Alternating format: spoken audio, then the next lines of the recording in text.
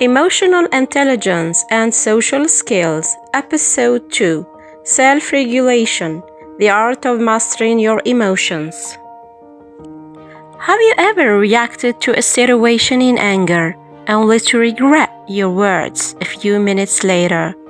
Perhaps a learner challenged your authority, perhaps a colleague misunderstood you, or perhaps you were simply exhausted, and a small problem suddenly felt enormous. These moments remind us of an important truth. We cannot always control what happens to us, but we can learn to control how we respond.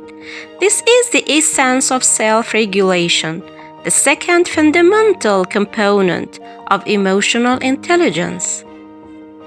Self-awareness allows us to recognize what we are feeling. Self-regulation enables us to decide what to do with those feelings. And for educators, this distinction is particularly important. Psychologist Daniel Goleman, who popularized the concept of emotional intelligence, identifies self-regulation as one of its 5 major components.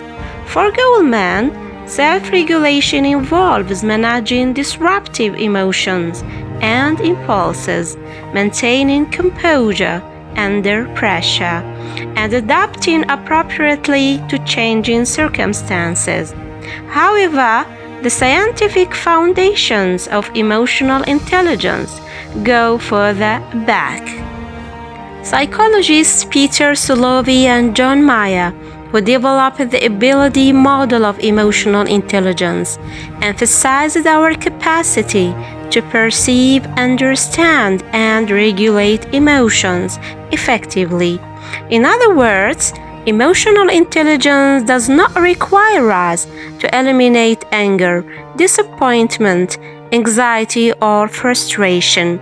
Instead, it teaches us to acknowledge emotions without becoming governed by them. This is a crucial distinction. Self-regulation is not emotional suppression, it is emotional mastery. An inspiring example, Viktor Frankl, one of the most compelling examples of emotional resilience, comes from psychiatrist and neurologist Viktor Frankl. Frankl endured imprisonment in Nazi concentration camps during the Second World War. His experiences led him to develop a profound understanding of human resilience and meaning. Frankl argued that between an event and our response, there is a space, a moment in which we can exercise choice. This idea has enormous relevance to education. Imagine that a student interrupts your lesson repeatedly. Your first emotional response might be irritation. That emotion is completely human, but between feeling irritation and responding to the student, there is a small but significant space.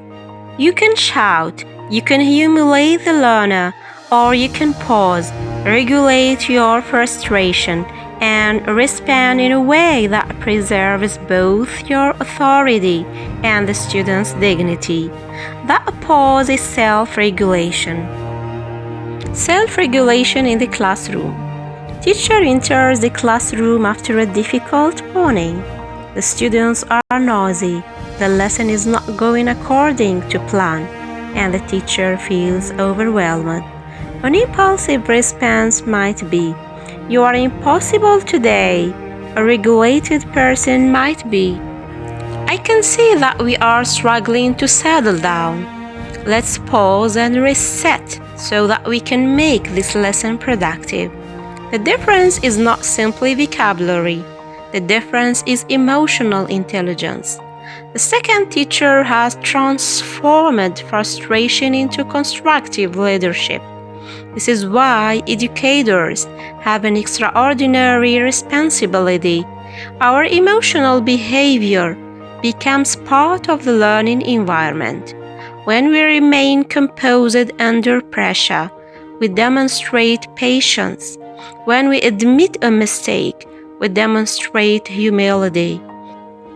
When we manage disagreement respectfully, we demonstrate maturity. Sometimes the most powerful lesson we teach is not the one written on the board. It's the way we behave when things go wrong.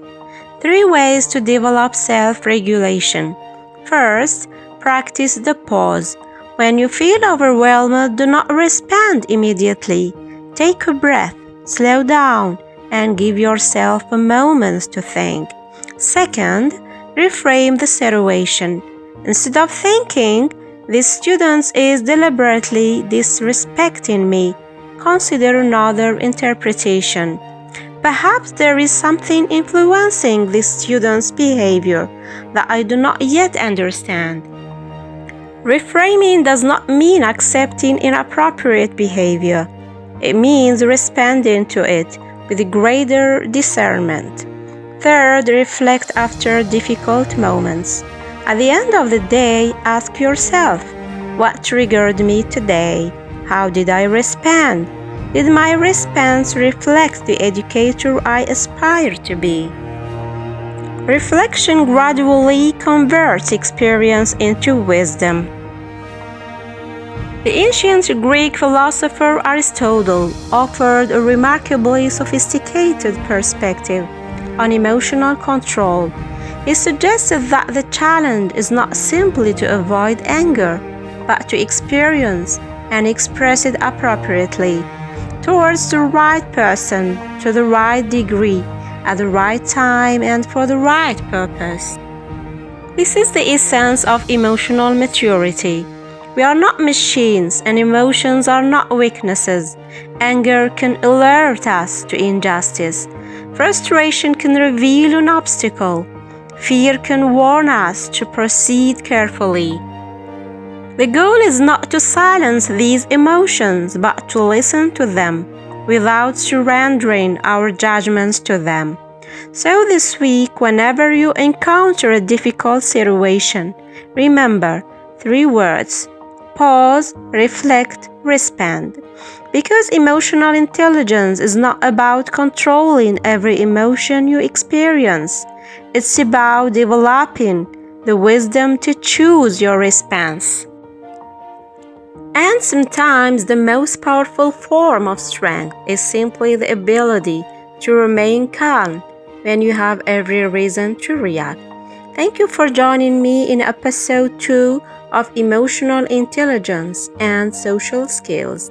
In our next episode, we will explore motivation, the inner force that sustains excellence.